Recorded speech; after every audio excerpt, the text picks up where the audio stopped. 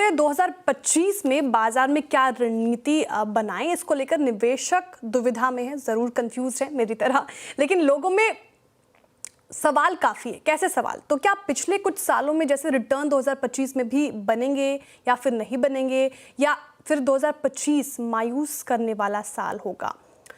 आपकी इन सभी मुश्किलों का हल करने के लिए हमारे साथ हैं हमारे मैनेजिंग एडिटर अनु सिंघल जी।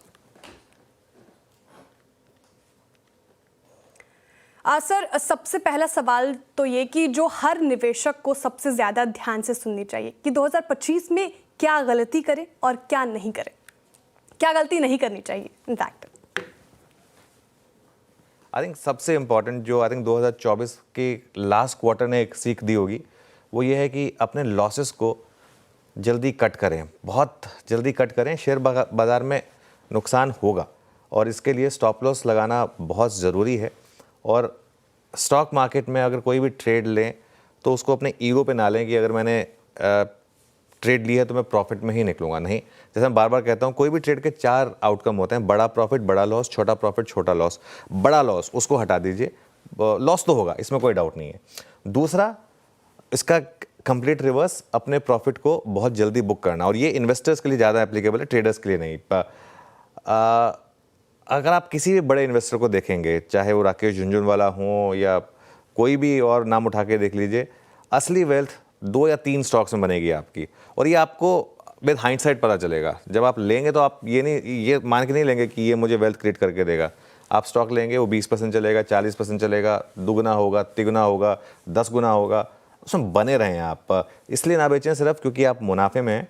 अगर आपका एक थीसिस पूरा हो रहा है तभी उसको बेचें।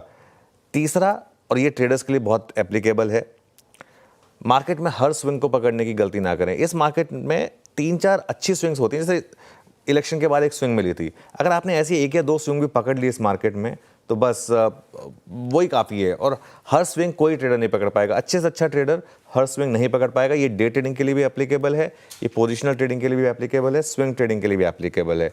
चौथी इंपॉर्टेंट चीज़, न्यूज़ चैनल्स देखकर, टेलीग्राम देखकर, व्हाट्सएप देखकर ब्लाइंडली कोई भी स्टॉक ना ले, अपनी रिसर्च खुद करें। एक चीज़ का ध्यान रखिए, आप घाटा आपका है। आप किसी के भी कहने पे स्टॉक ले लेंगे, वो सॉरी बोल देगा, लेकिन घाटा आपका है। इस चीज़ का आपको ध्यान रखना है। और फाइनली एक और चीज़, एक परमा बुल या बेयर ना बने इस मार्केट में, जो हमने पिछले 3-6 महीने में देखा भी है।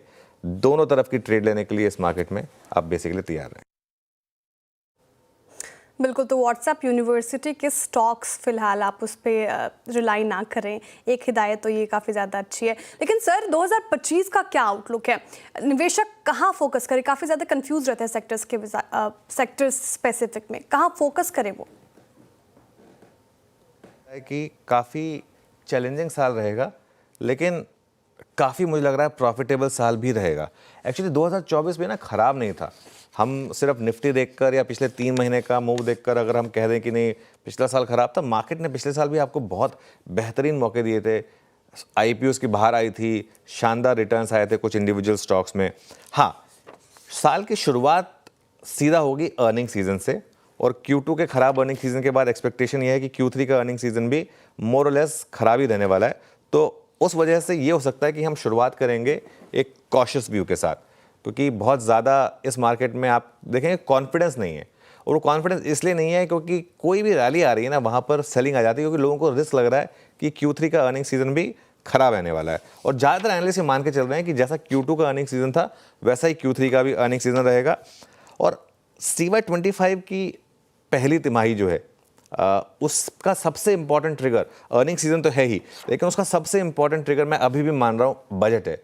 अगर इस मार्केट को कोई एक चीज़ यहाँ से चेंज कर सकती है तो बजट है। अगर बजट में कुछ बिग बैंग अनाउंसमेंट आ जाए ना, फॉर एग्जांपल कुछ आप कह दें थोड़ा सा कि हम बहुत ज़्यादा खर्चा करने वाले हैं, थोड़ा एक बार के लिए हम फिस्कल डेफिसिट पर थोड़ा सा कॉम्प्रोमाइज़ करने को तैयार हैं, या फिर आप कह दें कि हम पीक इनकम टैक्स को कम कर रहे हैं, या जो सबसे लोअर तबका है उसका इनकम टैक्स आधा कर रहे हैं, ऐसा कुछ कर रहे हैं।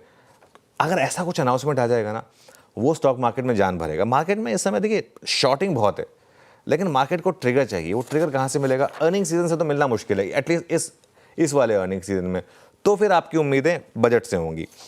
और जितने भी एक्सपर्ट से मैंने बात की है, उस दिन रामदेव सर भी हमारे ऑफिस में आए थे, हमारे स्टूडियो में, उन्होंने सबने यही कहा था कि अर्निंग्स के ग्रीन शूट्स आपको दिखाई देंगे Q4 में और असली रिकवरी शुरू होगी FY26 के Q1 और Q2 में। और मार्केट एक डिस्काउंटिंग मैकेनिज्म है, तो Q2 में अगर असली अर्निंग्स आएंगी तो मार्केट Q4 Q1 से रैली करना शायद शुरू करेगा।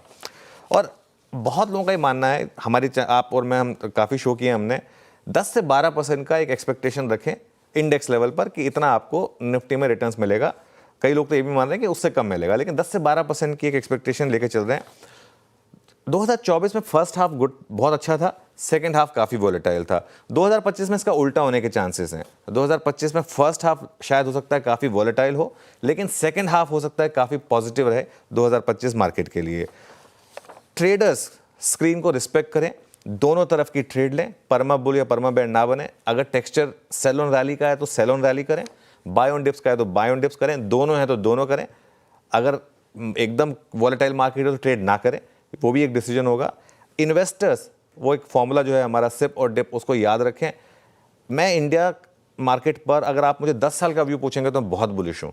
और एक और चीज़ बताऊँ, मैं पर्सनली जैसे मैं खुद जो इन्वेस्टमेंट करता हूँ, पिछले 3 महीने में मैंने अपने इन्वेस्टमेंट में 1% भी कमी नहीं की, उल्टा और काफ़ी ऐड ही किया है। तो यही मैं लोगों को कहूँगा कि ये समय आपको मौके मिल रहे हैं अपने पोजीशंस को, इन्वेस्टमेंट पोजीशंस को ऐड करने के लिए। बिल्कुल सर, तो बजट एक इम्पॉर्टेंट ट्रिगर 2025 में, लेकिन सर रणनीति क्या अपनाएं लोग, पोर्टफोलियो के लिहाज से क्या स्ट्रैटेजी वो अपनाएं? देखिए, पोर्टफोलियो की जहाँ तक बात है, कुछ सेक्टर्स हैं जो आपके पोर्टफोलियो में होने चाहिए, ये मेरा मानना है। ये हमने 2024 के शुरुआत में हमने एक व्यू लिया था कि आईटी और फार्मा आपके पोर्टफोलियो में होने चाहिए, और मुझे हैरानी नहीं है कि आईटी और फार्मा ने आपको सबसे ज़्यादा रिटर्न्स जनरेट करके भी दिए। मेरा ये मानना है कि ये अभी भी आपके पोर्टफोलियो में होने चाहिए। ये दोनों ऐसी स्पेसेस हैं जहाँ पर आपको डोमेस्टिक स्लो डाउन का कोई इम्पैक्ट नहीं है, प्लस यूएस इकॉनमी इतनी स्ट्रांग है, विजिबिलिटी वहाँ पर इतनी स्ट्रांग है कि ये जो दो सेक्टर डायरेक्टली यूएस फेसिंग है, इनको फ़ायदा मिलेगा। प्लस डॉलर बहुत स्ट्रांग है, डॉलर रुपये इक्वेशन अभी भी आपके फेवर में रहेगी एज एन इन्वेस्टर, तो इसके लिए ये सेक्टर्स में आप बने रहें, इसमें कोई दिक्कत नहीं है। और मुझे लग रहा है कि आईटी और फार्मा में first quarter of calendar year और गेंस आएंगे यहाँ पर। उसके बाद मुझे लग रहा है कि सेलेक्टिव ऑटो और एफएमसीजी स्टॉक्स, जहाँ पर हमने काफ़ी पेन देखी है, अब मैं नाम नहीं लूँगा, लेकिन और ऐसा भी नहीं कि जो सबसे ज़्यादा गिर गया उसी को ले लें, लेकिन कुछ ऑटो स्टॉक्स और कुछ फार्मा स्टॉक्स, पिछले एफएमसीजी स्टॉक्स खास तौर से पिछले 3 महीने में हमने काफ़ी पेन देखी है इन स्टॉक्स में। यहाँ पर अगर आपको अर्निंग्स का हल्का सा भी रिवाइवल का साइन दिखे तो यहाँ पर बुलिश हो जाए, लेकिन यहाँ पर आपको बहुत सिलेक्टिव रहना पड़ेगा। आईटी और फार्मा में तो आप एज सेक्टर ईटीएफ भी जाएंगे तो चल जाएगा, लेकिन ऑटो और एफएमसीजी में आपको बहुत ज़्यादा सिलेक्टिव होने की ज़रूरत है। और उसके अलावा सेकेंड हाफ ईयर में, मतलब फर्स्ट हाफ और सेकेंड हाफ, 2 हाफ बांटें, सेकेंड हाफ में मुझे लग रहा है सबसे ज़्यादा पैसा आपको बना के देगा private sector banks. Private sector banks ने 2024 में एज इंडेक्स 0 रिटर्न्स दिए। Private sector bank, Nifty bank थोड़ा चला बिकॉज ऑफ पीएसयू बैंक्स, लेकिन निफ्टी प्राइवेट बैंक ने 0 रिटर्न्स दिए 2024 में। उसके कई कारण रहे, एफआईआई की सेलिंग, इंडसइंड बैंक का कोलैप्स, और भी काफ़ी कारण रहे। लेकिन मेरा ये मानना है कि यहाँ पर आपका ऐसा बनेगा क्योंकि स्टार्टिंग वैल्यूएशंस काफ़ी शानदार हैं। कुछ प्राइवेट बैंक्स इस समय 1 to 2 times price to book available है, जो एक समय पीएसयू बैंक्स हुआ करते थे, तो उस हिसाब से। और 2025 के सेकेंड हाफ में मुझे लग रहा है एफआईएस भी वापस आएंगे, तो वो भी सबसे पहले बैंकों को ही टारगेट करेंगे, प्राइवेट बैंकों को। अगर आप डार्क हॉर्स सेक्टर की बात कर रहे हैं ना इस साल, वो मेरा होगा स्पेशलिटी केमिकल्स। मेरा ये मानना है कि चाइना +1 थीम इस साल फुल प्ले होगी डोनाल्ड ट्रंप के प्रेसिडेंट बनने के बाद। स्टार्टिंग वैल्यूएशंस बहुत चीप हैं यहाँ पर, ज़्यादातर केमिकल स्टॉक्स या तो 52 वीक लो पर हैं या उसके आसपास हैं। अर्निंग्स अभी भी केमिकल्स की ख़राब हैं, लेकिन कमोडिटी कंपनीज़ में आप स्टॉक्स तभी मिलेंगे जब आप ख़राब टाइम पर उनको बाय करेंगे तो। और 1-2 सेक्टर और जहाँ लोगों ने पिछले साल बहुत पैसा बनाया, वहाँ पर अब मैं बहुत सेलेक्टिव होऊंगा, वो है डिफेंस और रेलवे। मेरा ये मानना है कि डिफेंस और रेलवे स्टॉक्स में अब आपको थोड़ा सा कॉशियस होकर चलने की ज़रूरत है। तो ये कुछ स्टॉक्स और सेक्टर्स में आप ऐसी रणनीति बनाकर चले। शुक्रिया सर इस तमाम सवालों के जवाब देने के लिए। अब वक्त हो चुका है एक छोटे से ब्रेक का। ब्रेक के बाद फिर हाजिर होते हैं। अब देखते रहिए CNBC आवाज़।